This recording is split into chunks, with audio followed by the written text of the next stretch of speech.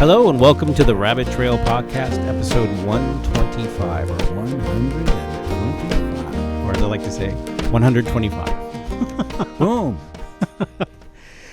Hello, everybody. Thank you for listening. We're going to talk about the sermon today, but we're at the Rabbit Trail Podcast, but you probably recognize that I am not Greg. Greg is out of town.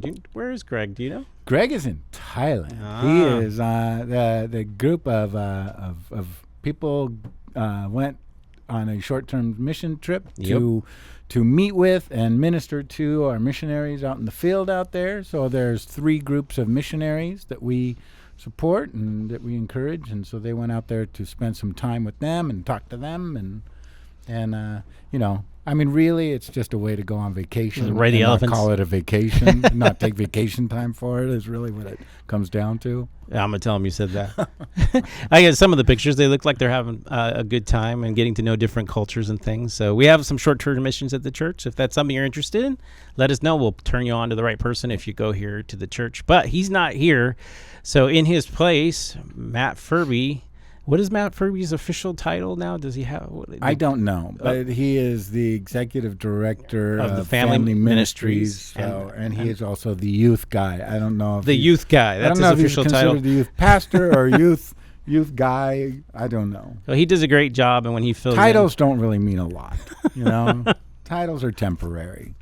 Well, he's got a servant's heart, and that's all that matters. Especially since we're talking about the end times. So talking about temporary, that's what we're going to be talking a little bit about today. He was preaching out of 1 Peter chapter 4. I think it was like 7 through 13. I don't remember the exact, but we're right about that period in the Bible where we're talking about holding on to different things, to be strong and stay focused on what matters and before the end of all things happens. And so this is Peter encouraging the church to stay focused when they're going through such a difficult time because the end is near. So that's what we're going to talk about today. And if you are interested in getting to listening to us, please let us know by clicking the like button and subscribe and do all those things. Let us know where you're listening to.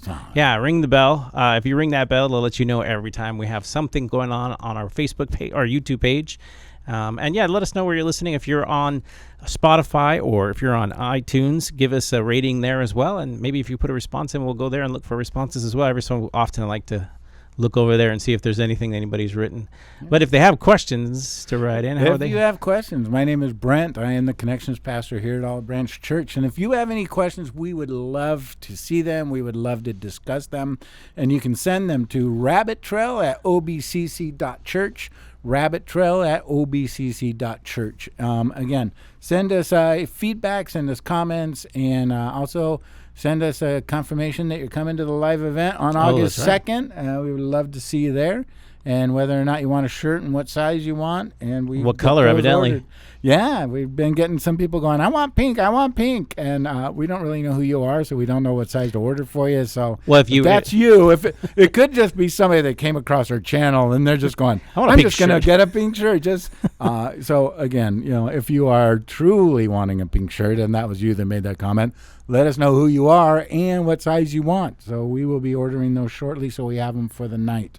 But I will say this too, right now, we are going to be talking about the end times. We're going to be talking quite a bit on the end times and the different positions on that. So we're going to settle all of the end times debates. We're going to land this plane for you. And so pause right now, call all your friends and family and say, tune in, because here it is. This is the canon of end times discussion. Yeah, we got it all figured out, yes. Huh? Especially while Greg's not here. You will not need to hear another podcast on it. You will not have to read another article. All of your questions will be answered today. And I am over promising, and we are under delivering. No pressure there. Yes. So anyway, I got a horrible joke, and so one of our listeners, Debbie, love you, and she hit me up in the kitchen today or yesterday and said, I got one. She said, okay, let me just get the worded right. She said, gotta make sure right. She said, marriage is like a deck of cards. It starts out with hearts and diamonds and ends with clubs and spades. Oh, boy. Oh, ba-da-dum-bum. spades and shovels. Yeah. And burying bodies. So, it's always better when you explain the joke. Yeah, it is. It is. So I thought that was witty. I don't know. It could be full of jokers. Yes, that's true. And my marriage is. Yeah. My marriage has a couple of jokers in it. And one of them is funny, and one of them's my wife. Oh, I am kidding. Nancy is very funny. So anyway, this is episode 125. We are in the series about what is First Peter. What is the name of the series? Oh, good question. Doggone. I know we're in First Peter. I forgot to write it down. Let me see if I wrote it down anywhere. I did not. Jacob, do you have the name of the series? Yes. What is the name of the series? We are so horrible. The name of the series is Facing the Storm. There you go. Voice from off stage. Facing the Storm. Facing the Storm, and this one was enduring. So, again, obviously, with that call to Jacob, our producer, who is wonderful to us, just shows how prepared we come to these shows. So, boom chakalaka. So anyway, he talked about quite a few things, but one of the things he talked about was the end times, and that was Matt. And he really didn't get into, end times, how it's all going to work out. And it really just came from the beginning of the verse in 1 Peter chapter 4, verse 7. It starts out with, "The end of all things is at hand. Therefore, be self-controlled, sober-minded for the sake of your prayers. Above all, keep loving one another earnestly, since love covers a multitude of sins. Show hospitality, serve one another," and it talks about those things. And so he was like, okay, this isn't going to be an end time sermon, where we really nitpick how the end times are going to happen and how the end times unfold. It is an end time sermon in the sense that the end times are here, the end of all things are here. This is how we should live. And I love the point he made when he was talking about when we think of these things, like the end times coming near, we shouldn't get so wrapped up in how it's all going to unfold as much as we need to be cognizant of how we're living our lives today in light of that day. Because there will be a judgment. There will be, the Lord is coming back. And so we need to live out our faith and live out our lives today with that end in mind. He called it an eternal perspective. So having an eternal perspective on things is important to live as if you believe God is coming back. Yeah, and I thought that was very profound and very mature of him. But it also made me go, well, then why am I sitting here? I want to hear all the nitty gritty and, how it's all going to unfold. You want to know what the demon locusts are? Yeah, and who the Antichrist is. I think I know who it is already. It's probably some Russian name. I've picked them out 4 different times over the last 20 years. I'm kidding.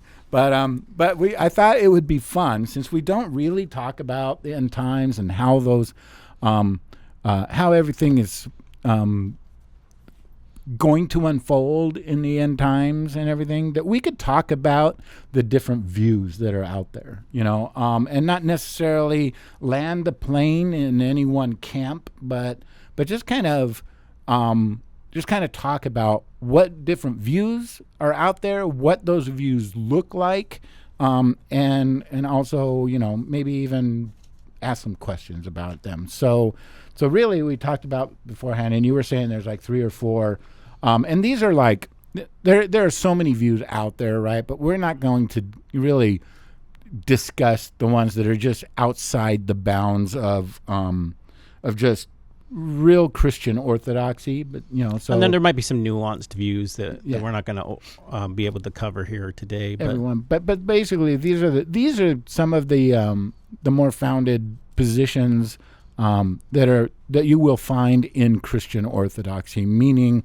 that evangelical church would hold these positions, and they feel as though they can support them through Scripture, and it's not heretical or outside the bounds. So again, some of those positions, and you titled some of them for me, but I know my wife has heard us talking about this a lot and was not really sure what that meant. She's like, you guys throw out these big terms and you don't really explain what they are. So one of them is dispensational theology, right? And so an eschatology would be the study the of end times and how it unfolds, right? And your views of that. But dispensational theology, so again, kind of talk about what that is. So this kind of all stems, and the reason why we're talking about it in relation to the sermon is because the 1 Peter chapter 4:7 says the end of all things is at hand.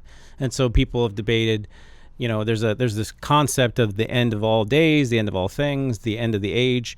What does that mean? The last days. Yeah. And so various people have attempted to answer what this phrase, the end of all things is at hand, therefore be self-controlled and sober-minded.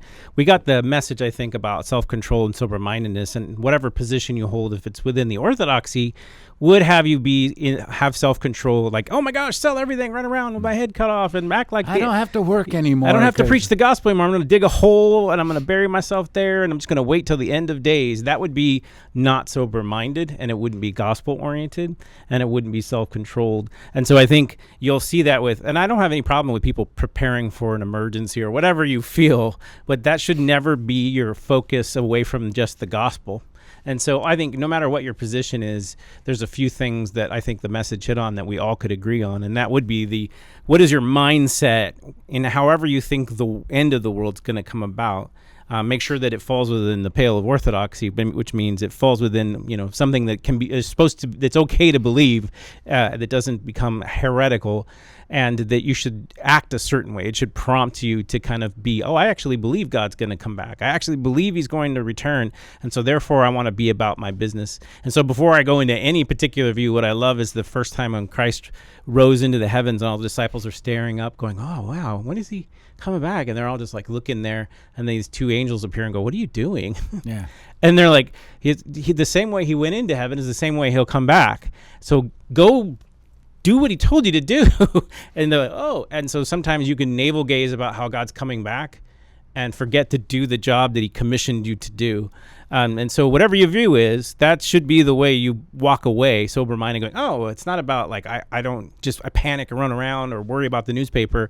It's if I do the Lord's will, I'll be ready and prepared no matter what. So yes, if Christ was a bus, and the bus is coming, it's not our job to just sit at the bus stop and not move and wait for his return. We are to get out there, buy a ticket, buy other people tickets, get everybody onto the bus as much as you can. And again, we're not going to disparage anybody's positions or anything like that. But I will poke fun at some of the things, like there's been a couple of times just in recent history over the last 30, 40 years, right, where people are clamoring that the end times are here. And I remember one of the biggest ones was the year 2000. Right? Yeah, and, Y2K. Y2K. And, once everything happened, planes are going to fall out of the sky, and this is going to bring on the end times, and Christ is coming back. And I felt like a lot of people who claim to be Christians, and I'm not disparaging that statement, right, but claimed to be Christians and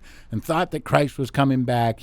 They sold their homes and moved to Coeur d'Alene, Idaho, and made military camps and bought all of this prepackaged food that'll hold, and the idea was, if Christ is coming back, and this is the part that I had issue with. If Christ is coming back, we no longer have an obligation to preach the gospel. We're going to go run and hide and defend ourselves and shoot anybody that wants to come and try to take our rations. And the zombie apocalypse. And it's almost like I don't necessarily think that's the way that Christ would have us. I do like Christians in the underground church in China, where they deal with this stuff all the time. Discreet and they're kind of underground, but I don't think that not evangelizing and locking yourself away to protect yourself is what really God is calling us to, right? I think that's what the text is like. If you look at 1 Peter chapter 4 and all of 1 Peter, what it's trying to prepare the church for is suffering.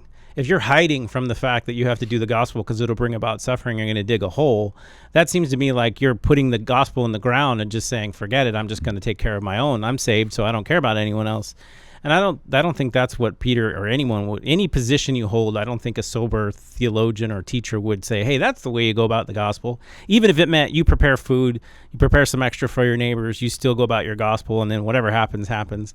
If you're of that mindset, I just do it sober-mindedly is what I think the text is trying to say. And do it with love. with the purpose of glorifying God. Because Yeah. at the end of that part that he was reading, we was talking about serving one another Using your by the gift. strength that God supplies, in order that in everything God may be glorified through Jesus Christ. To him belongs the glory and the dominion forever and ever. So I just don't feel like, the best representation of glorifying God and honoring him is to kill anybody that tries to come to get my K rations. Well, not to mention, verse 9 says, show hospitality to one another without grumbling. Yeah. So if you shoot somebody, it might not be grumbling, but it might not be hospitable. So again, I'm not trying to really poke fun and poke holes in things, but I think that we need to not lose sight of why we're here, and that is to proclaim the gospel to all the nations, regardless of what time and space we're in. Yeah, what you'll see is throughout history, the church has faced severe persecutions, and they have gone into hiding and but they were always doing that with the understanding of still spreading the gospel and taking care of each other. And so whatever way you look at that, if you believe that you need to do something of that ilk, then it would be in a hospitable, loving way to preach the gospel and to have things for people to care about if that's your position. So to me, you can't get around the fact that you might suffer. You have to prepare yourself for that, because that's what it means to be a Christian. It means to be dedicated to the fact that you might suffer at some point. And God has often used persecution to the church to spread people out, to bring the gospel to further places. So again, sometimes God is pushing you out in order to bring the gospel somewhere where it has not been. So we never want to lose sight of our purpose. But dispensational theology. So that would be one of the first views that we can look at. Yeah, and that's probably one of the most common ones that we have in America, right? Yeah, but I would even go back farther. So dispensationalism has to do with the fact that they have certain periods of time in which God deals with his people in a certain manner, or deals with mankind in a certain manner. And so in the Old Testament, there is a period of covenant, there's a period of law. That would be a dispensation. And so they have these several different views, and they define them differently depending that God is working with people. And so those are the different dispensations. They wouldn't look at it the same way as covenantal people do, like Old Testament, New Testament covenants. It almost sounded like covenantal theology. They're different. Dispensations have several things. So they would say pre the flood, there would be a different way. After the flood, during the law, after the law, during the church age. These are different ways in which God interacts with his people. And they would say in the end, before the end, there is a period of time in which God is going to allow a tribulation to occur, and that's going to be a different change before the return. So this position is one of many positions that's called a future position. So you look at things like in 1 Peter, the end of all things is at hand. You're talking about the very, very end, this tribulation period before the second coming, that something bad is going to happen, and certain things that are in the prophecies are all for the future of the church. And so they would look at one verse and say, oh, this means something more to the generation at the end than it would be even to the people it was written to sometimes. I think that's a fair assessment. I wouldn't say that it wouldn't have any application, but they would be concerned with like, okay, this in Revelation hasn't happened, and everything is going to take place in the future. That's the one that most people are familiar with.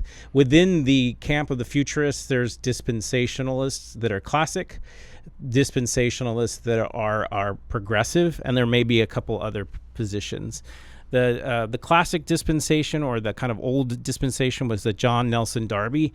It's the newest view. It's probably about 400 years old. It's very prominent in America. It's the one that you got your Left Behind series. 400 years old is the newest view? It is in church Christian history. We don't adopt new things very fast, right? But if you go to another country, this view isn't as popular. It's fairly new to places like Australia and others, but it is the most prominent view. It's the most prominent view in America. And I'm not saying that means that it's bad or anything like that. There are people like Norman Geisler and others who've held to different kinds of views. Most of your Calvary Chapel are going to be what's called classic. They might, or the traditional dispensational beliefs. And that's the 7-year tribulation. And within that view of dispensation, there could be mid, or post-tribulation views. And most classic are pre-trib, and then the church is pulled out. They would split the second coming from the pre-trib rapture. And that would just be, at one point in history, and it's the future, there's going to be the rapture of the church where all believers are going to disappear and go to heaven. Yeah. And then there's going to be 7 years of tribulation that's going to get worse. That's and worse the new and worse dispensation and worse. of wrath. And then at the very end of that 7-year period, and during that time, probably, I think even in the traditional dispensationalist, midway through that tribulation of that 7 years, the Antichrist will come to power, and there'll be 3.5 years of just heck, and then at the very end of that, Christ is coming back. He's going to judge the world, judge everybody, and time is over. Yeah, that's pretty close to what most people think of when they think of the Left Behind series. Yeah. And before that, it was the Thief and the Knife movies, Night in movies. So these are Distant Thunder. Distant Thunder. Some of these things. I remember running the reel to reel on the Distant Thunder 8mm films. As a kid, listening and watching all those views. And if you want, go to YouTube, look up DC Talk. I wish we'd all been ready. You've been left behind. Yeah, that's a great song. But this view, it is a view it's within the orthodoxy. This isn't a non-Christian view. It's just oftentimes when I was raised similar to this in this particular view, they didn't really explain that there are other views. It was just the view of Revelation. It was all future. And so you start asking questions because every group of people, no matter what your position is, has difficulties answering. So for dispensationalists, I'm always like, well, so then salvation works totally different during the wrath. Like if you take the mark, you can't ask for forgiveness anymore. There's some soteriology issues. People have worked all these issues out. I'm just saying there are concerns about every view, right? And so if everything's in the future, then who is Peter talking to? Who is Paul talking to when he's talking to this group that's not in the future? So what comfort did they get from a future message, right? People have answered these questions in various ways. And part of that, though, was, how did they find comfort? They thought it was like imminent. It wasn't like, this is in the future, but it's in like 2025, Yeah, they kept looking. They thought it was like imminent right now. And that's one of the debates. Like some people do think that Peter here in this section didn't mean like he thought it was happening next week. He just thought like because Christ rose, it could happen at any time.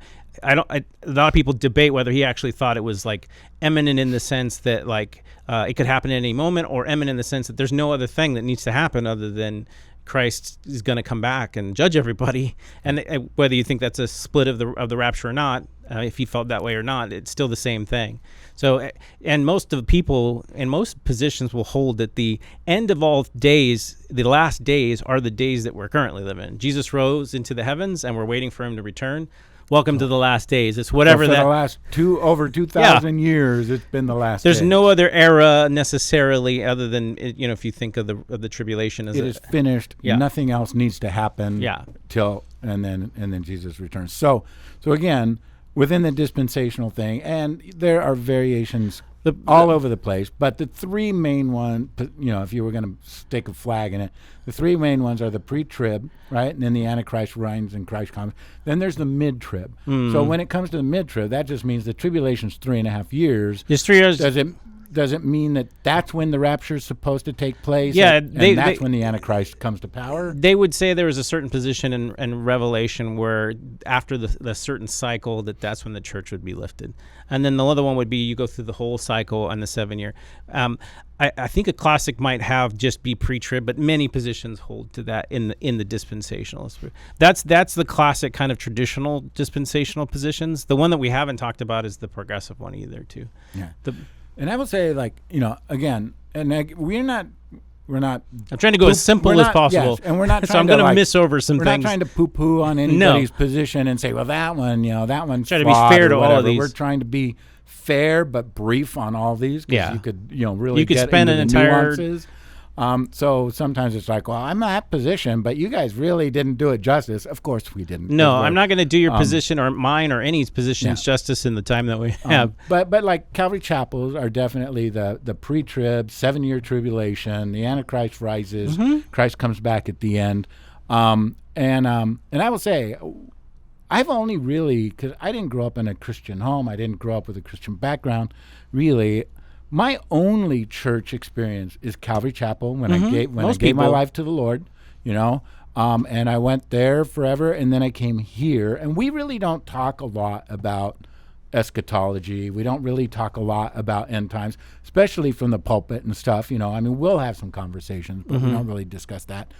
But even when I was part of Calvary Chapel, and they just preached the 7-year tribulation, the rapture happens 7 years, and they don't really let you know there are other positions out there, at least at the time I was there, which was the 80s. Same thing with when I grew up in a Pentecostal background, is very similar to that as well. They didn't really do that. And I will say, though, for me, I probably lean more towards the dispensational position because that's what I was taught forever.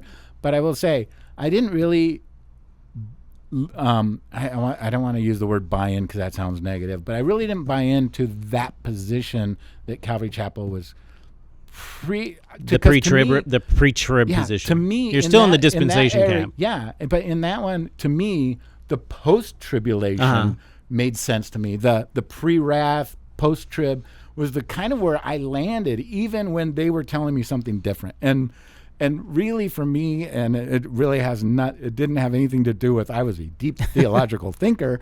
But the way that I came to that conclusion at that point in my life was this, right? Regardless of what your eschatology is, God is the same yesterday, today, and tomorrow.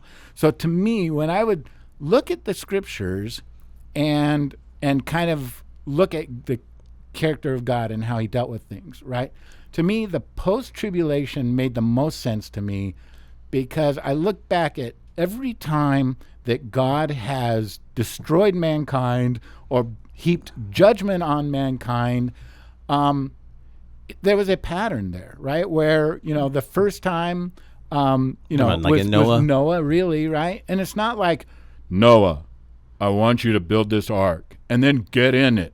And then 7 years from now, it's going to rain. It was like, no, as soon as the doors shut, the rains fell, right?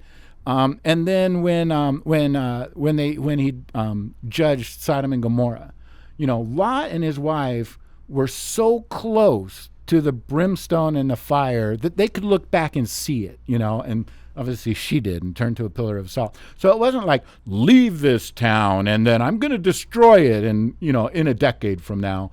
So it just seemed like every time, and even the Passover, right? When Israel was going through the plagues in Egypt, they went through them, and maybe God protected them from some of the effects. He didn't remove them from them, In fact, to the point that put blood on your roof, and if you don't, you're gonna get the same fate they did, and so you're going to experience this and witness all of this. And so I thought, why at this point would it be different? So I always just made sense to me that, number one, we would go through all the way to the very end, because again, part of it is going to be shaking out those people that don't really believe, that it's easy to say you believe, but when difficulties come, you have a tendency to run away from your faith. And others would, they'd push back and say, well, Noah was protected in the ark, so we're being protected by being pulled out and then brought back or whatever. So there are arguments even to that, but I'm just saying it can be very complicated because you're looking for models. You're going to argue your case from different perspectives. That's why I say that we should have these interfaith conversations more, not less. And I would say this, though. If Noah and his family were in an ark for 40 days with a bunch of animals, and they're defecating. That didn't feel like heaven to you? Defecating for 40 days. They are going through it too. They weren't completely removed. That's a view. But you can see that it could be interesting. I think, like I said, the emphasis is that are you a splitter or a joiner is going to come up in a lot of these views. So do you believe the second coming is split into two events with the rapture, or do you believe the second coming is just one event? And you can make an argument for both of those things within the text of scriptures. Right. And that is what makes it Christian orthodoxy, right? Yeah. Because we always talk about them, being, there's primary issues where we cannot disagree and call ourselves brothers. And then there are areas that you can disagree, and you can even defend your position through Scripture. But the thing is, it doesn't destroy the gospel if you hold a different view. It shouldn't, and it also shouldn't keep you from being sober. Again, the rule of the Scripture is to be in self-control, sober-minded, and for the sake of prayer, and above all, love other people. Right. So the idea shouldn't be divisive. It shouldn't be as divisive. The only thing it should divide is the truth itself. Right.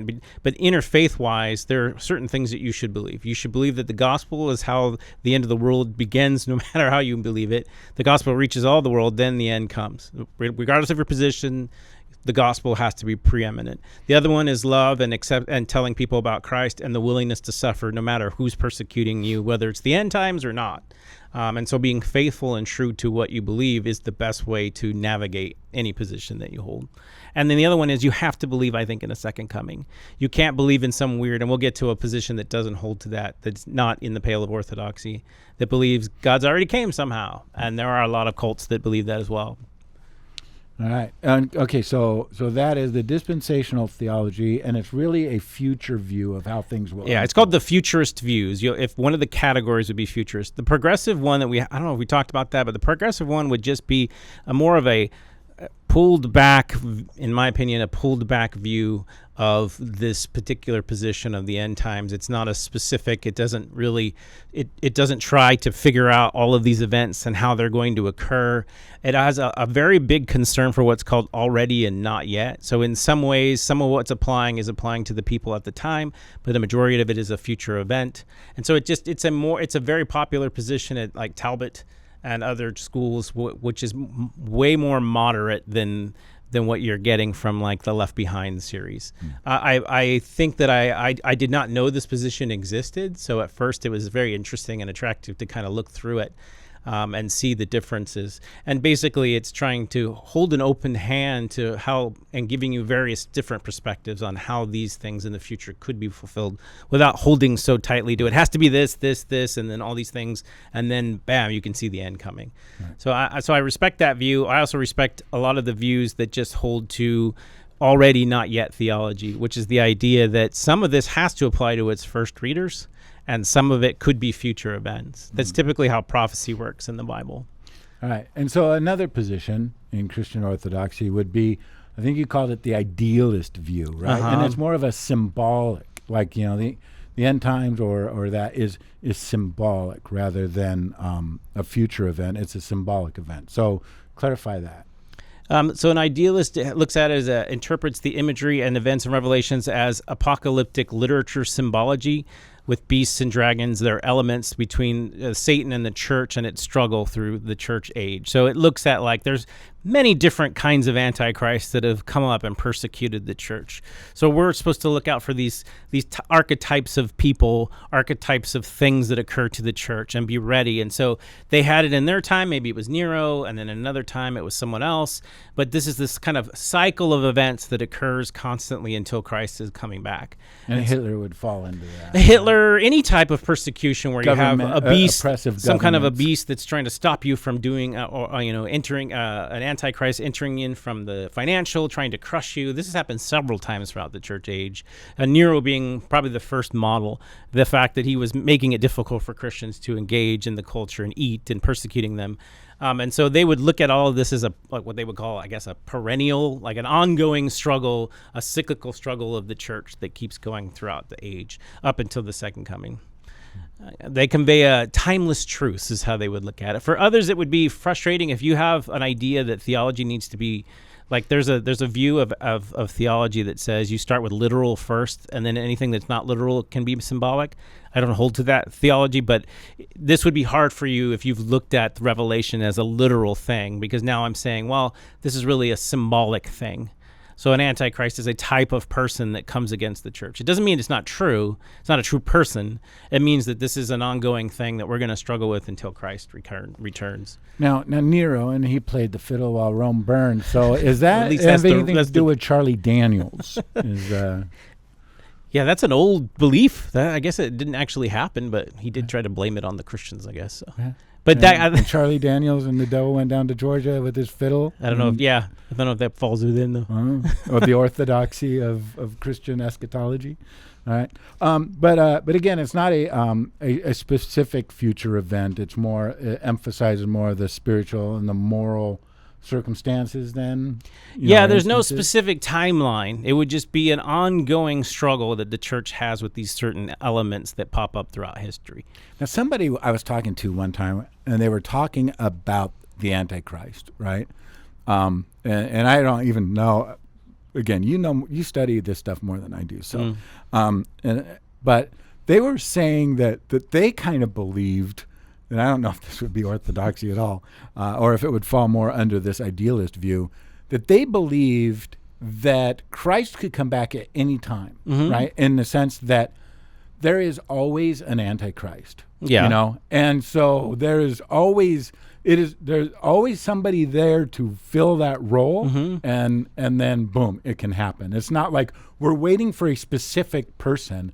Throughout time, there has always been an Antichrist that was already risen up that could fill that role. Yeah, and that would be close to the idealist position. Yeah, because the idea is that there are many types of Antichrists. It even says so, I think it's in 1 Thessalonians, where it talks about the Antichrist is coming and has come. In other words, there's this kind of person, this against Christ, that rises up against you believers all the time throughout history. Because you can look through history and there's always one. Oh my gosh, how could you not have thought?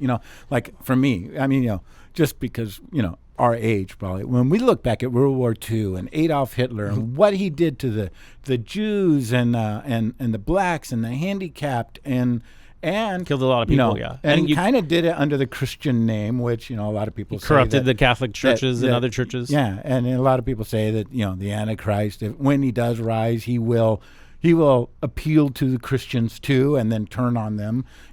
So all of that was in play, and then you look at just communism in general, and you look at just go back in history time and time again. It's like, oh my gosh, how could you have not thought that you were in the end times? And even now we look at everything and go, how could we not be? Every era has looked at it that way, in some way, that they're in some important type of era. But I do think no matter what your view is, most people do believe there's an Antichrist type of spirit. Yeah. The person that embodies this spirit either in their age or past ages around where they're from. But that there might be a final one, would be a specific position. There's the one last one that gets one last hurrah. That might be a futurist position, or it might hold within several different positions. All right. So that's the idealist. Yeah. And then there's the preterist view. Right? And the preterist view, really, as a preterist, it just means you believe it's already been fulfilled, right? Yeah. It means that it's either partial or full. And when you say the preterist view is that the end times have already been fulfilled, fulfilled being the optimum word, it's completed. Does that mean that Christ has already come back? Is what they say? Or? So there are two positions. The one that would be heretical would be the full preterism, which means that all of the events in Revelation took place in 70 AD and have already been fulfilled, including the second coming. That is a weird thought. There are people it's more popular on the internet that believe in full preterism, but there are not a lot of people that I know of that embrace that in your common everyday encounter, because you have to interpret this as somewhat the New Jerusalem, or Christ is already here, but you don't see him. Like, what's going on? This would not be what I consider to be Revelations 20 and 21. That is a weird view that has come along, but really the one that falls within orthodoxy that's most popular, and it's gotten more popular as a pushback to I guess dispensationalism, is partial preterism. And this is as having that all of the events specifically mentioned in Revelation, that they have to apply to the people they were written to. So a large portion of them had to be something that happened. So they would look at the tribulational period as the thing that happened in 70 AD, when Titus took in and wiped out all of Jerusalem, and the old ways died away, and the new and the old way of worshiping and the temple and everything was crushed, and people were taken and others were left, and that people fled to Petra. And we start looking at these, you see a lot of these things that Jesus was prophesying. You tear down this building, in 3 days I'll build it up, and he's talking about himself, but they were thinking he was talking about this. But then he also said that the temple would fall, and he makes that prediction. So So they would say that they would look at that as the coming of the Lord in punishment on the old system and wiping that away. And so they would say a partial preterist would believe that most of what's mentioned in 70 AD to the churches mentioned in Revelation occurred in 70 AD with the punishment. So Peter is preparing them for that, or Paul most likely, and John. And so in that position, they would still believe that there are certain promises that are mentioned that haven't been fulfilled yet. One of them being the second coming, and the others would just be certain prophecies that have to do with maybe Jerusalem or Israel, or certain things that may have to do with the church in the future. But not all of the events. Most of the events for them would they're not looking for future events to occur. So they may or may not believe in a future Antichrist. Not as important to them, because they would have thought of Nero as the Antichrist for many of them. So a couple of questions here then. Okay, number There's also one more position after this. With the preterist, with the partial preterist position, two things. Number one, when people have talked about the end times, and probably dispensationalists have talked about the end times, and they talk about the Antichrist, right? And they talk about basically sacrifices are going to come back to the Jewish people. He's going to come in there and sacrifice a pig or do something to the effect that there's the abomination of desolation. Mm-hmm. He has done that which just breaks everything loose, and that's when he really becomes evil. But the abomination of desolation in the temple, they point to that in chapter 21, I think it is, in Revelation. They talk about it being a future event, but wasn't that a historic event, right? Because and I say this because I was watching The Chosen. I haven't seen that episode yet. Season 4, and I think it was like episode 5 or 6 or something like that. But Jesus and his disciples were reenacting, the Maccabees and everything during Passover, I believe. So they're lighting the 8 candles each day, and 8 days of is that Hanukkah or is that Passover? 8 days. The 7 days. The 8th day would be something else. That sounds like Passover. But yeah, I think it was Passover. So they're reenacting the Maccabees and the war, and then 8 days. They reenacted, and they talked about the abomination of desolation and sacrificing a pig on the altar and stuff. And I will say, because I was really into end times back in the day in the 80s, and I really haven't given it a lot of study or thought. But when they said that, I was kind of like going, oh, well, I thought that was supposed to be a future event that the Antichrist does in the rebuilt temple. So, again, the abomination of desolation, would that be a dispensational thing? Would it be a preterist thing that had already happened, or it's going to happen? Or Well, first off, it's a Bible thing, so all of these views have to explain what that is in some way. The original one comes from Daniel chapter 9, where it talks about this person that's going to make an abomination that makes desolate. But then Jesus picks it up again and mentions this abomination that's going to make desolate. So the first time it happened was Antiochus Epiphanes. And so this is a prophecy that happens. And Antiochus Epiphanes in 167 BC, he sacrifices a pig on the altar, and he kind of desecrates the holy temple, right? And so that happened. That's what Daniel was prophesying to. And then Jesus picks it up again, and he says, when you see the abomination that makes desolate spoken of the prophet Daniel standing in the holy place, let the reader understand that let those who are in Judea flee to the mountains. Now, that already happened, but now he's talking about it as if it's going to be a future event. And so when did this happen? So everybody has to explain this. So if you're a partial preterist, you would look at that and go, the temple was desecrated like that for them, and this is their position, when Titus came in, wiped it all out, burnt it to the ground, and destroyed the entire city of Jerusalem and kicked out all the Jews. They would have thought of that as the abomination. For others, that's too weak. They're looking for something exactly like what Antiochus Epiphanes did. So they're saying there's going to be a future Antichrist. They're going to rebuild the temple because you have to rebuild the temple in order to have sacrifices. Right. And then that desecration is going to be happened by a future Antichrist figure. So that's how they explain the abomination that makes desolate. So Jesus in Matthew, if you're a partial preterist, is talking about 70 AD. If you're a futurist, you're saying it's an event in the future and it hasn't happened yet. Okay. So these things happen at all. The one thing you have to keep in mind anytime you're talking about any position is what did it mean to them and what does it mean to us, right? And so it's what I like to call the respect for your current audience, because it was written to them and it's written for us. So to them means that they have the first line of defense. They have to understand it. And it has to make sense to them. And so the partial preterist would put more emphasis on them than anything on us.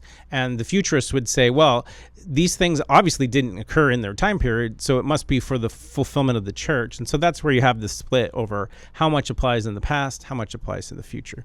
And oftentimes, if you're an idealist, you're going to look at it as a symbol that these things happen all the time. There's some desecration of the church. Maybe someone will come along, and there are positions that have held throughout history that this is what the Pope was doing when, back in the day when he was doing all these, saying he was the holy representative, but doing all these abominations.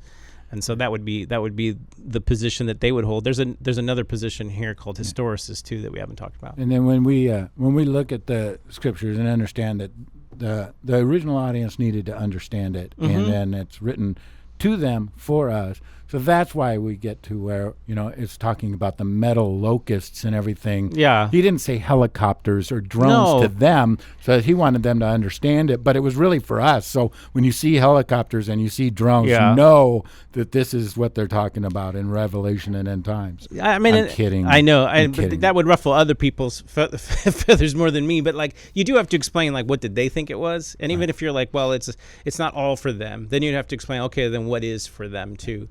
And is this just to prepare their hearts? So everybody's and I would say in that sense too.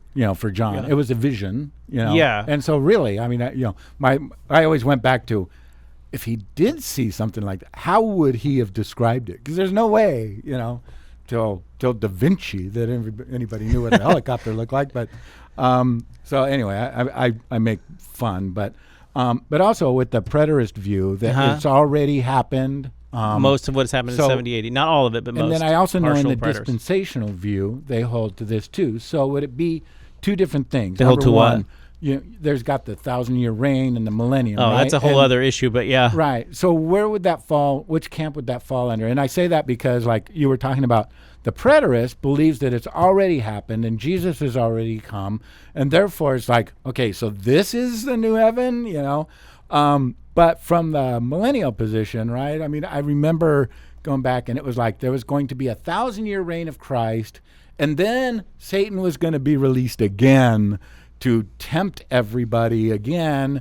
And then at the end of that, Satan was going to get thrown into hell, lake of fire, and anybody that followed him would get. And then from that point forward was the new heaven and the new earth, and sin would never be again. And so that is like one. But if you were at the preterist view, you could kind of think that, okay, yeah, so that's it. The 1,000-year reign maybe already happened, and now we're living in that time period where the devil was re-released, That's a whole new can of worms. But you've heard those positions before. Yeah, right? I have. But before we get into that, the last view is I want to explain the last view so those people don't get upset either. And that's the historic view, which I don't know if I mentioned that before we started. The historic view means there are certain things throughout the church's age historically that have to occur. So it's almost like to them, the tribulation is the whole entire history of the church, and certain events have to take place, and then Christ returns. So in some ways, they were in the time of, I think, in the time of the popes. I think Luther was more of this position, kind of going, maybe we're in this historic period where these are different things of what Revelation is talking about. So that's the other position. And I don't know too many people that hold that position. I just know it's a historic position, that they look at the entire church age as certain events have to occur, and that then the Antichrist comes. So they thought maybe the Pope was the Antichrist, but they weren't thinking like a dispensationalist when they thought that. They were thinking like these certain historic events have to occur. So remember, every person in every time in history has had to figure out, does this apply to our time? How does it apply? And so now we can talk about the most controversial discussion in all of church history as far as eschatology is this millennial reign that's talked about, and everybody falls on different areas. So with the millennial reign, there's a period in the Bible where it talks about this 1,000-year reign of Christ. And different positions have different views. Some take it literal. This is a literal reign of Christ. So, and that's supposed to be after his return, right? So classic dispensation believe it's a literal 1,000-year reigns of Christ, which follows the second coming. Okay. Okay, so that period is characterized by peace and righteousness and Christ's direct rule of Jerusalem. So the progressive view would be hold to a literal millennial reign, but emphasize the already not yet aspects of the kingdom. The kingdom of God has already been inaugurated with Christ's first coming, but will be fully realized in the millennial reign. So that's kind of how they would look at that. An idealist, idealists,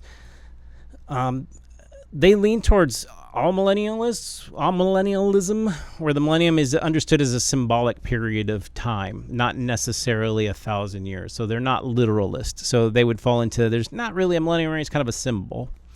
A historic view, it's a literal millennial reign following Christ's return, similar to the dispensations position. So I wrote some of this down earlier, so that's what I'm going through if you're wondering. So that's kind of it. Did I miss out? I don't know if I've heard anyone argue a particular case for people who are non-dispensationalist on a millennial reign, but I have a sneaking suspicion that if you were a partial preterist, you could hold almost any view. Yeah. But I think you'd probably lean more towards a all-millennial position. I'm trying to think of who your best minds on. R.C. Sproul would be your best as far as like partial preterism. He was like your strongest proponent of partial preterism. I read a book called The Last Days According to Jesus. And then Geisler would be someone that would probably be your traditional view. And then you have these various opinions. Like if you're really interested in this stuff, there's a guy like D.A. Carson who has a lot of guys that are scholars just kind of stay away from the very controversial stuff and just try to talk to you about the meat and bones of each of the scripture verses. So I appreciate, even though they hold positions, they're trying to really grasp a hold of these passages and try to explain them to you. Well, I know, like, okay, so like somebody like Wayne Grudem, you know, I mean, like Norman Geisler, he would have more of a Arminian position of theology, right? And then Wayne Grudem would have more of a Calvinist position of theology. Would their views on the end times and that be different? Well, so like, it depends. Like, because now you're talking about like what makes it difficult for me is that there are like Reformed Baptists and there are Reformed thinkers that fall in different camps, and they might have a progressive or classic dispensational position. But I'm not quite sure because if you look at R.C. Sproul, that's pretty Reformed, but then he's a partial preterist, and I have heard other Reformed people believe in a rapture. So that's why it can be very complicated. And so that's why I think it's nice to hear like a church to say, here's our positions that you can hold. And that way I can tell. So like I was listening to Piper, and for the life of me, I couldn't figure out, Christ is returning. And I was like, okay, do you believe in a rapture though? It's not really telling me. So I'd have to look in to specific people. I just appreciated D.A. Carson's because that's probably going to lean in a different direction as well. And then so it is fun to look at. I know we all want them to like tell us your camp, and then but they have very nuanced positions. That's why I say some people are just like some people literally they're really good scholars. They're just like, I am not going to take a position because I think it's more important to talk about these individual scriptures without trying to put something on them to make them fit in and to just let them breathe. And that's the thing. Again, I feel like it's our human nature to want to know what your position is, especially if it's somebody you look up to. But again, we do believe as a church that we don't take strong dogmatic positions on secondary issues, that, we give freedom. So a lot of times when Greg is preaching and he talks about the Calvinist position or the Arminian position, he usually will, these are the two positions out there, and then move forward and doesn't go, this is where we stand. And again, with end times. And I know part of, he doesn't, he just always feels like you can't just do a short little sermon series on the end times. It is so engrossing to get, it's like, okay, in order to just even prep the end time sermon, we've got to really go through the book of Daniel and you'd have to Ezekiel and not even that. You have to understand what I consider. You have to understand Old Testament biblical symbology, most of what you're reading in Revelation makes sense to people from that century because they're talking in their language. For us, there's a language barrier. That's how we sometimes end up with some of the salacious interpretations. Like, well, this must be a helicopter. And I'm like, well, to them, a pit and this opening of these demon locusts have very similar connections to ancient biblical ideas of the pit. And the pit is talked about in several times, and it's where these particular beings are being held captive. And so you have to take that into consideration in whatever your view is. Yeah. So it's like, is it and we are in a literal world where everything has to look literal. Right. And I find that to be odd because I don't think the ancients thought that way. Like, we often think they're just backwards and thought stupid things. I'm actually finding out a lot of what we think that is so like, oh, that's lame, they thought that. And I'm like, no, that's just the way they described it. I'm not saying they didn't. Like, when they say God's up there above the heavens, I think they have a concept that they can't see where he is, that it's almost like an invisible world or a supernatural world. That's just the way they described it. They didn't know how else to say it, but up there, farther than the farthest thing. And kind of like what you were saying too with that is, when we hear terms, from the end times about like the mark of the beast, and all of a sudden, it's like, oh my gosh, especially when what are those Scantron things that came and the out? barcodes? The barcode. Oh my gosh, they're going to tattoo barcodes on us. Oh, this is it. I found the answer. And then pretty soon it's like, no, it's a computer chip. They're going to put a computer chip in your hand or your forehead, and that's the mark of the beast. And then, so again, we're looking for something literal. We're looking for something tangible. But then when you go back to the Old Testament, and what was it, the Shema on their right hand and on their forehead, it was like there was no, implantation or tattoos that took place, and it's like, okay, can it be the same language that in the Old Testament the symbology? Mark of the beast is just a fidelity yes. toward something that is anti-Christ, and then the Shema on your forehead and your right hand is a fidelity to the Yahweh, and it's like, well, no, this one has to be physical and literal. Well, this is the problem is like there's a fancy word called, what's your rubric? What's your, I don't know, your ruler, your measure? The rubric cube. Yeah. I was never able to solve that as a child. So what is your measuring stick on what is literal and what is not? That's my problem, because you have to be consistent whatever your view is. There are people that can really argue any of these positions with a sense of consistency. They'll share you their weak spots. They'll be like, hey, here it's hard to explain. Others have more nuanced positions. They're like, okay, here I'm like this group, but in this camp I'm like that group. And I think it's important to keep an open mind. But also I do think that like you need to know that this idea of taking marks in the Old Testament and in the New has a lot more to do with fidelity than it does like anything specific. So if they put the things on their hands and on their foreheads, they put the phylacteries there to show their loyalty to the Word of God and to who He was, and it was a loyalty oath. So in some sense, there has to be that symbology enacted if you're a future position holder. Mm-hmm. So yeah, but I think if you want to study prophecy, or that it's better to study the prophecies of the first coming of Jesus, because I think those are more helpful for explaining the gospel. And then when you understand how prophecy works, because that's already been fulfilled, we actually can look at that and go, okay, this is what Jesus did. This is what they said he was going to do. And with that mindset, that helps you look into, okay, here's what's going to happen or might happen, and we're just waiting around to see. And so you can see how wrong everybody was in the first century, when Jesus came, how he was going to be born and how he would come to the earth, and how off many people who were just loved the Lord were. The ones that caught that Jesus were here, they weren't looking at signs. They were just faithful. So you think of Anna and Simon that were in the temple. They were doing the Lord's work. And so when Jesus came along, I'm sure they didn't know. They probably knew Scripture really well, but they were waiting for the Messiah. They knew he was coming, and they knew that God was going to show it to them when they were there. So they were ready in the sense of their hearts, not in the sense of all their signs and symbols. They were loyal. They were loving. So when Jesus the baby came into the temple, Anna and Simon, they spotted him because they were just doing the Lord's work. And so I think that's kind of the mindset when Jesus comes. If you're doing the Lord's work, you'll never be caught off guard, and that's what you want to do. And that's like, a little bit off topic, but on topic of that is, that's what I've told people that are single oftentimes is, like they feel like God has called me to be in the mission field, or God has called me on this specific path, and they start going there, and then they start thinking, but I need to find a spouse and get married.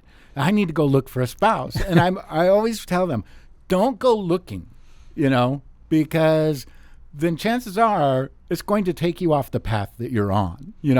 When God brings somebody on your path with you, then chances are that is going to work. But so often I see people like on this path, and then they start going to bars to find guys, or go on websites to find people, and then they're all flustered that they're not all they turned out to be, and they kind of get diverted. And it's like, well, what were you expecting?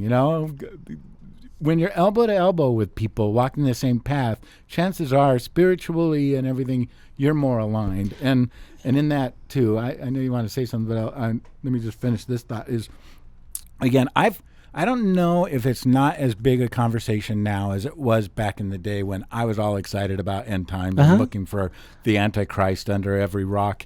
But one of the things that I realized, because at that time it was just like, on the internet too, it's like, the Antichrist is alive and well, and here he is. And then you read this article about this guy, and it's like, ooh, is that really him? Maybe I'll hear about him in a couple of years. But I realized this too, is I feel like as Christians, if you're like trying to use the scriptures and use Revelation so that you can identify the Antichrist when he rises up, part of me was always like the Jews, the Pharisees, and they memorized the scriptures. They were waiting for the Messiah, and they missed him completely, And so I feel like, what makes us think that we're so much smarter than they were, that we're going to spot the Antichrist and not be fooled, not be sucked in, And it's like, no, be careful. Just be on your path. Be obedient to Christ. Follow Christ. And let the chips fall where they may. Yeah, let God control that part. You're right. Like much like the dating, it's an internal heart issue and a theology issue. It's like guard your heart and guard your doctrine. Why do they say that? Because it's like saying protect your relationship with God. It's not saying like know all the facts. It's saying like be involved in your relationship with God. Know about him, know how he thinks, know what he wants. Stay in a relationship with him. Be loyal and faithful to him. And you won't have to worry. But it doesn't mean like you can know everything and still not care about the person. Right. And so that you saw when Jesus came. When the baby Jesus came, the wise men, they go to Herod and say, hey, the star that we saw says that the baby Jesus is going to be born in Bethlehem. And so Herod goes to the Bible scholars, and they say, yeah, it's up the street. But the wise men go, but those guys knew, and they stayed there. So they knew the signs, and they knew where he would be born, and they knew these guys were coming to see him, and none of them decided to go up the street to see if he was there. So that tells me even if you know the knowledge, you have no concern for the faith. And so you can't separate those two to me. Knowledge and devotion are two different things. Well, you don't want to make them two different things. I think the things you're most devoted to are the things you want to know. And the things you know are the things that oftentimes you have a devotion to. And we separate them in terms of, I know it, so therefore I'm faithful. Well, no, it's a relationship, not information. So if you think of the end times as information, and I have to know all this information to stay loyal, then I would be worried, because the one thing that God wants you to be most loyal to is the gospel, loving people, caring, being sober-minded, living out your faith so that people can see it, and then when you're persecuted, staying strong. I think that's what Peter is saying. He's trying to encourage them because they're being tortured and they're being pulled out, and they're about to face some of the worst things. And to them, it's an apocalypse. Whatever you think is happening, whatever your position is, it is a kind of apocalypse when you're being persecuted, whether it's at work or whether it's global or whether it's in California or wherever you live. The idea is to remain faithful and not lose faith, and still love and not be angry and not be bitter and fight back. And that's whether it be at work or whatever, you and I know about apocalypse, right? we both work here. Well, maybe that's why Greg's not here. Maybe he got raptured. Whoa. Maybe we're in trouble. Let me text him. But anyway, I don't know what else we want to say. I don't know if that's... Yeah. And I will say that... you should have lots of questions at the very least. Yeah. And you were talking about knowledge and devotion, being entwined. And I will say this. You can be convinced that you believe in God and that you believe he is real and not have a relationship with him. Being a believer of, believing in him is not the same as being redeemed. And knowing him, that in high school, because I believed in God And somebody set me straight and told me, you are not a Christian. Even the demons believe and shudder, and they're not Christians. And that shook me to my core. And again, so just because you believe in God doesn't mean that you are a devoted, committed follower and that you even love him. And so, again, it is a heart check issue. Yeah, I think the biggest concern I have is the scariest figures in biblical history are the ones that had a knowledge of God, but their life wasn't loyal or devoted. Like we're reading in the men's group, we're reading 1 Samuel, and in 1 Samuel have Eli, who actually kind of knows the voice of God in the sense that he knows, oh, God speaks to people. And so he tells Samuel, hey, I think it's God that's talking to you. But Eli never ventured to care to go in and talk to God. He just sent Samuel. And just the idea that you would be right next to God in the Holy of Holies, and he's talking to someone and you're not even concerned about it. But you're familiar with it. You're familiar with that. That's the scariest place for a person to be, I think. Okay, but also, how often do we do that ourselves? Well, that's what I'm saying. When it comes to prayer, right? You know, pray, and it's kind of like, I don't want to pray. You know, really, you have the opportunity to be in the presence of God right now and converse and commune with him. And you're looking at it as a drudgery, and I'm saying we are all guilty of that at times. Yeah, it's just like, how shameful is that, and how complacent are we with God, you know? And I think that's what Peter's fear for was in the text. Don't become complacent just because because Christ has risen already. And if you believe that, you believe he's coming. And whether you die and see him and you're already there, or he's coming in your imminent future, he's still coming, and you have to believe that. And that's what it means to be a believer. And so that's why it's important to remain steadfast and faithful, and to use your gifts to love other people, because we're not promised any particular time or period. And what we're promised in the text is suffering for the sake of the faith, which means people don't want you to believe that. There's an enemy out there. It's not people, but it's not flesh and blood, but there are opposing enemies. And there is going to come a time where I just tell everybody, you think that life is never going to have consequences. You know, that when you die, it's just it and it's over, that you'll never face any consequences. That's not something you have to be pretty sure of. That's what's going to happen in order to live your life any old way. And I just feel like if you believe in justice, if you believe in goodness and reconciliation and just a reckoning, then this is something I think all cultures struggle with. They believe that at some point there's got to be an answer to all the things I've done. And so Christ provides that way for all of us. And so should be a caution. Usually prophecy's sad because, like, when I read it, even in the Old Testament, like with Eli, what happens is Eli doesn't have an interest in knowing what God says until Samuel talks to him, and then he wants to know everything that God said to Samuel. And what God told Samuel was, I'm going to punish Eli.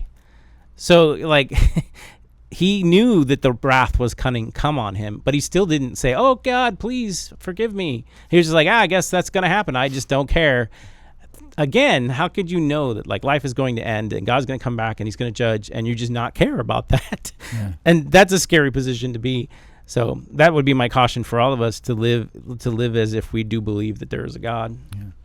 And just again to reiterate, 1 Peter chapter 4, verse 7, in the end of all things is at hand. Therefore, be self-controlled and sober-minded. And in that, remember our purpose. We're here to share the gospel. And I remember hearing a story one time about evangelism that kind of made me rethink things. And that was, picture a guy like in a hotel pool, sitting in a chaise lounge, reading his newspaper, and a small child, 1 or 2 years old, falls into the swimming pool and is drowning. And, and he just kind of looks past his newspaper at the child and then goes back to reading his newspaper because he didn't want to be bothered. And you would look at that person and think, what a heartless thing to do. And yet there are people all around us that don't know Christ and that are heading to hell in a handbasket. And we're more concerned with our comfort and not being, hassled than to reach out and lift them out of the drowning pool. And so, again, so many people don't even realize they're drowning. And we're too preoccupied to concern ourselves with that. So, again, in that mindset of understanding that the end times are at hand, whether how they're going to unfold, we need to be of sober mind and realize that the time is drawing near for everybody. And it may not be the return of Christ. It may be they die of a heart attack tomorrow, and we miss that opportunity. So just constantly be praying that God will give you opportunity. He'll give you boldness. He'll give you the words to share. In fact, it even says that he gives us gifts to serve one another and to be good stewards of his varied graces, which is like, I blessed you, go bless other people now. Yeah. So it's like you got to be about your father's business. You kind of have to be like the faithful ones that are like knowing that the bride's going to return. So this is the most we've ever talked about end times, and Greg will probably come back and he'll correct all of the things I got wrong. He'll delete this whole episode. He might have a few corrections of mine, and I'm open to that. 124 to 126, but it'll be fun for you guys while he's gone. And I'm totally kidding. But we do have a question as we're summing this up, and I'm going to let you talk about it because we did talk about this before in greater detail. I'll touch on that. But Tommy wrote in and said, I would just like to ask you your guys' thoughts about movies and art attempting to portray Jesus. Some people hate the idea of it, and clearly others love it. So what do you guys think? And, some people would say it's blasphemy and making an idol and stuff like that. And we did touch on that. And I was looking at probably 124. I feel like it was right before Nick preached right before Easter. So we did talk about it. I feel like it was like March 14th was his sermon. And I remembered I feel like he had that question, and he even brought it up in his sermon, that topic. Yeah. And I know we talked about it, and I was looking at different episodes, and if you guys find the right episode. But I would say it's anywhere from episode 105 to episode 113, somewhere in there. So, Tommy, you'll find that. But I'll let Stephen just touch on it briefly. Let me read the question real quick again, just so I get it. So what are my thoughts on people at art attempting to portray Jesus? I know this is a hotly debated topic amongst different groups on the internet, at least. Some people do hate the idea of Christ being portrayed in any way, but the idea of art is not the same as Scripture. I think art is to try and provoke and get you to think about things in a different manner. And so when we were talking about this conversation, I do believe I don't know if we mentioned, like, when you look at something like C.S. Lewis and you look at him using Aslan as a kind of Christ figure, it'd be easy to say, well, that's blasphemous. But I would say more people have ventured to come to the Lord through that symbology because they know it's literature. They know it's not Scripture, but it's pointing to Scripture, and it's provoking you to think about it, and it's also trying to lower your defenses. You might not want to know about this Jesus, but then you read about Aslan, and you're like, I really like this guy, and you're like, all of that is related to Jesus. So it's a way of provoking people to put down their biases, and if you're proclaiming in your art the true reflection of the worldview of Christianity, it will prompt your thinkers to think deeper thoughts that draw them closer to God thoughts. Because I think that all good art reflects an aspect of God's nature. And so when people are portraying Christ, I think that just the caution should be that this is art. Now, if the person came out and said, no, this is Scripture, then I would be a little more concerned because art has to make interpretations. So you have to take things from one medium to another. So I don't know, right now there's a book out we use oftentimes when we witness to people because some people don't read or some people don't have time. There's a movie out there that just mimics the entire book of, I think it's Mark or Matthew. I can't remember which one, but it's just word for word. But even in that, they're interpreting things. They've got to make a scene. They've got to give you a visual image of who Jesus is. The Bible doesn't describe what Jesus looks like. We can look at historic records and we can speculate. And so anytime you do art, you have to fill in these gaps in order to do art. And so I think you need to, what is the underlying worldview and being able to assess that? And is it really just pushing people away from a passage in Scripture, or is it provoking us to think? And I think it's good. Usually I think it's good. I think Christians are harder on Christian art than they are on anything else. And Christian artists often get very frustrated because of the fact that people don't understand how hard it is to do that, to hold things sacred and say, this isn't Scripture, but I'm trying to reflect something about Christ to draw people in. So I actually personally don't find it because as a person who does a lot of drama and art and has written a lot of scenes, And just with Greg, he's done the third person narratives or whatever, where he'll preach in the style of a person living that. He's trying to be as accurate as possible to what it would be like at that time period. But you're gonna have to fill in some of those gaps, and I think it's okay to do that. And I would say I think a lot of the pushback is the graven image, making an image of God and being that's blasphemous. Yeah, that's you're not idolatry. worshiping it. And people aren't usually watching a Jesus movie and thinking I'm worshiping this movie. So I don't really have an issue with that, and that's one reason why I really like The Chosen over Jesus movies that I've seen. Because for one, the biggest problem I have with Jesus movies, and there's been numerous ones, right? Is number one, they all look the same. There's a blonde-haired, blue-eyed Jesus with a British accent. And it's like and then they all use scripture to talk. So it's like the script isn't new, and they're speaking with British accents when they're representing a Middle Eastern figure. And so to me, it has more to do with that. It's like, come up with something new, write a new version of Jesus. Or just show the old Jesus movie again. Which that way, that's one reason why I like The Chosen, and people have issues with it. I get it. Because they've made up personalities for some of the disciples and stuff like that. But it's art. And so to me, I like the way they've humanized the characters. They've showed their struggles through, and they're not speaking with British accents. So they got a slight Hebrew accent there. I enjoy that. For once. That was the one thing I never understood as a kid. Aramaic. Jesus was Aramaic. He spoke Aramaic. And in that time it was Aramaic, Greek, and Hebrew, but they spoke British. Yeah. And, well, that's because of the King James is considered to be like the sacred old text for us. But I know. And all the bad guys have German accents, so you have there's always a German accent, like Roman. Yeah. But I do say, like, if you're taking pictures of the movie, putting them on your wall and bowing down to them, then that would be making a graven image. Or if you're saying this is the true Jesus and pulling people away from the Bible, but it should draw you in. But we did have, all three of us were discussing it. And again, it's probably from episode 1, I would say 103 to 113. You probably find it in there.